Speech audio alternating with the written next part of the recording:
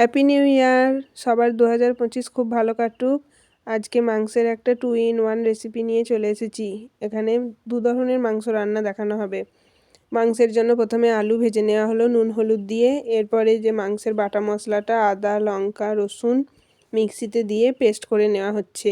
মাংসের আলু ভাজার তেলের মধ্যে পেঁয়াজটাকে দিয়ে ভালো করে ভেজে নেওয়া হলো। এরপরে বাটা মশলাটা পরিমাণ মতো মিশিয়ে দিয়ে খুব ভালো করে নাড়া হচ্ছে। ভালো করে নাড়াচাড়া করে নিয়ে তাতে এবার গুঁড়ো মশলা হলুদ গুঁড়ো ধনে গুঁড়ো জিরে গুঁড়ো সব একে একে মিশিয়ে দেওয়া হলো আর খুব ভালো করে নাড়াচাড়া করা হলো। মশলাটাকে অনেকক্ষণ ধরে খুব ভালো করে নাড়াচাড়া করে খুব ভালো করে কষিয়ে নিতে হবে। মশলা ভালো করে কষিয়ে নেওয়ার পরেই তার মধ্যে মাংসের টুকরোগুলো দিয়ে দেওয়া হলো। এখানে গোটা একটা মুরগি নেওয়া হয়েছে। গলা পা এগুলো বাদ দিয়ে সলিড মাংসের পিসগুলো দিয়ে এই রান্নাটা করা হচ্ছে। মাংসের পরিমাণ মোটামুটি 1 কেজি 900-র মতো হবে। সেই পরিমাণে এখানে বাকি সব মশলা দেওয়া হয়েছে, তাই নুন গুঁড়ো মশলা পেঁয়াজ সমস্ত কিছু আপনারা ওই মাংসের ওজন অনুপাতে দেবেন। এখানে নুন দেওয়া হলো মাংসের মধ্যে আবারও খানিকটা, যাতে জল বেরোয় মাংস থেকে জল বেরিয়ে এলে সেই জলটাকে নেড়ে নেড়ে নেড়ে নেড়ে শুকনো করে নিতে হবে। তাহলেই মাংসের যে একটা আঁশটে গন্ধ থাকে সেই গন্ধটা মরে যাবে। নাড়াচাড়া করা হচ্ছে, ওই মাংসের জলটা বেরোচ্ছে আর নাড়াচাড়া করে শুকনো করা হচ্ছে। এইভাবে বারবার বারবার করে মাংসটাকে কষিয়ে নিতে হবে। কষানোর পর খুব ভালোভাবে কষানো হয়ে গেলে তখন তাতে একটু পরিমাণ মতোই জল দেওয়া হলো। এই জল দিয়ে দিয়ে আবার একটু কষিয়ে নিতে হবে। তারপরে ঝোল করতে চাইলে জল দিয়ে ঝোল করতে হবে, আর যদি কষা মাংস খান তো মাংস রান্না রেডি। আর আলু দিয়ে রান্না করলে সমস্ত কষানো কমপ্লিট হয়ে গেলে আলুটা মিশিয়ে খানিকক্ষণ নাড়াচাড়া করে নিয়ে তার মধ্যে আবার একটু জল দিয়ে ঝোল যেমন খাবেন তেমন জল দেবেন। মাংস কষানো হয়ে গেছে। খানিকটা কষানো মাংস একটা কড়াইয়ে তুলে রাখা হয়েছে। বাকি কড়ার মধ্যে যে মাংসটা আছে তার মধ্যে আবারও পরিমাণ মতো একটু জল দেওয়া হলো সামান্য। অল্প জল দিয়ে মাংসটাকে নাড়াচাড়া করে নিয়ে তার মধ্যে ভাজা আলুগুলো মিশিয়ে দেওয়া হচ্ছে।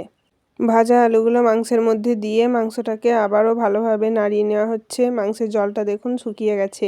এই নাড়তে হবে আর একটু একটু করে জল মেশাতে হবে। এইভাবে মাংসটা কষানো হলো। এইবার আলু দিয়ে আবারও একটু জল দেওয়া হচ্ছে। এবার মাংসে জল দেওয়া হচ্ছে ঝোলের জন্য। এবারে জল দেবেন যেমন আপনারা ঝোল খাবেন সেই পরিমাণ মতো জল দিয়ে আরও ভালো করে নাড়াচাড়া করে ঢাকনা দিয়ে ফুটতে দিতে হবে।